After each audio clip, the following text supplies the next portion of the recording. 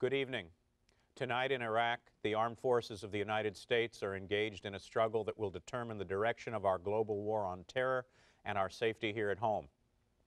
Instead of sitting in the Oval Office to talk to you tonight, I am standing in the White House Library. This demonstrates how flexible I can be. I'm in an entirely different room, and I'm standing, not sitting. When I addressed you just over a year ago, I saw great progress in Iraq, and I thought the progress would continue throughout 2006. But the opposite happened. The violence in Iraq actually increased, particularly around Baghdad, which no one could possibly have anticipated.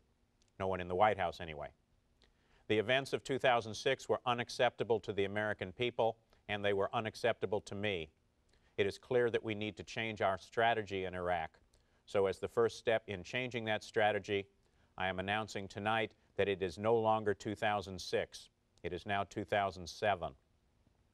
But that is not the only change we are making. My national security team conducted a comprehensive review.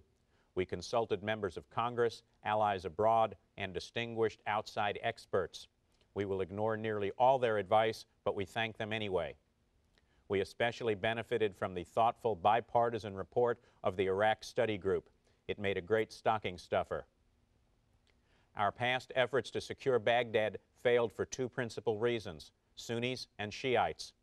They have disagreements which go back more than 15 years, and they would rather slaughter one another than build a democracy together.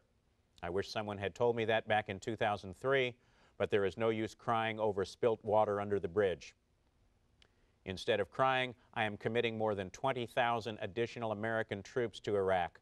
The vast majority of them, 5 brigades, will be deployed to Baghdad, where they will work alongside of whichever Iraqis happen to show up to help us.